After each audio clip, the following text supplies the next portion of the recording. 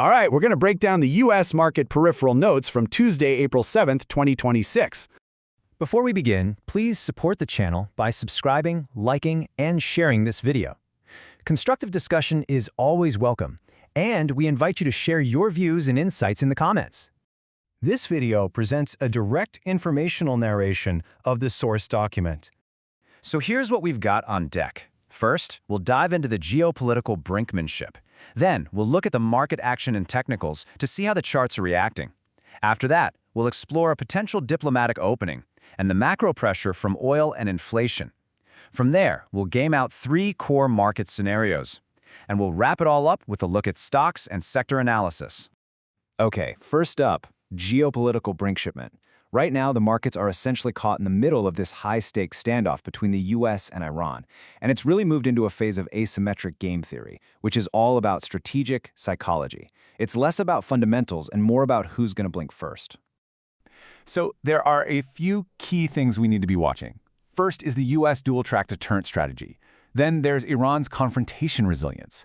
You've also got this toll gate proposal on the table, and to top it all off, we're seeing some pretty contradictory diplomatic messages coming out of all this. And that really brings us to this. The assessment is that this is a classic game of chicken. You've got both sides probing, pushing right to the very edge of a conflict. And what that's doing is creating some serious volatility in the market. So that's the geopolitical side. Now let's talk about the market action and the technicals.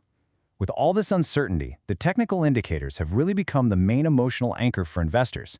There's just a ton of capital indecision out there. And when you look at the technical framework, the S&P 500 is stuck in a trading range, basically bouncing between its 10-day and 200-day moving averages.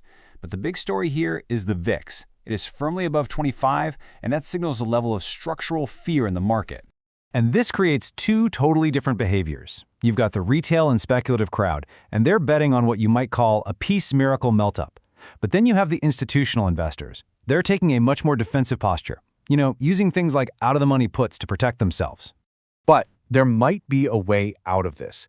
That brings us to a potential diplomatic opening. The key variable that could actually break this standoff is the involvement of a third-party mediator, and it looks like Pakistan could be stepping in to offer a face-saving strategy for both sides. And here's the framework for that mediation. Step 1, the strategic intent, is to give the US a diplomatic off-ramp while also letting them complete their forced concentration. Step 2, the operational proposal, would involve Iran symbolically reopening shipping lanes to signal some goodwill. And this quote from Citadel Securities really nails why this is so important. It says, once the probability of a permanent closure of the Strait of Hormuz declines, the market's risk boundary becomes materially clearer. Basically, as soon as that uncertainty moves into a more manageable range, capital can start flowing back into the market. Now, let's talk about the macro pressure, because all of this tension is creating a chain reaction with oil and inflation. These rising energy costs are transmitting that war premium right into the broader macro liquidity backdrop. And here's the number that really tells the story. International crude oil has broken above $110 a barrel. That happened right after strikes near a critical Iranian export hub. And of course, higher oil feeds directly into inflation. Looking at the Cleveland Fed's nowcasting model for the March CPI, the forecast for month-over-month is 0.84%. For year-over-year, the forecast is in the range of 3.25% to 3.4%. The implication is that inflation is re-accelerating, moving away from that 2% target. Okay, so that brings us to path analysis. Instead of trying to make a single forecast, it's much more useful to think in terms of a probability-weighted scenario framework. So we're going to look at 3 core scenarios for the market. Let's start with the bull case. Scenario 1, the miracle ceasefire. The trigger here would be a ceasefire getting signed and the strait reopening. The market response would likely be a massive squeeze-driven rally, maybe to the 6680 to 6750 level. The suggested action here would be to reduce exposure before the next CPI release. Next, Scenario 2, which is the base case, a prolonged standoff. Here, the trigger would be an agreement to a 2-week delay. The response would likely be the market just oscillating between the 200-day and 250-day moving averages. So the action here is to just maintain a defensive positioning. And finally, the bear case, Scenario 3, open conflict. The trigger is the U.S. rejecting the delay and beginning a military operation. The market would probably gap lower, heading toward the 6,300 to 6,350 support level. And in that case, the action is to activate any long-tail protection you have in place. All right, let's wrap up with a look at stocks and sectors. In a high volatility regime like this one, you tend to see capital concentrate into certainty. Money flows away from speculation and towards stability.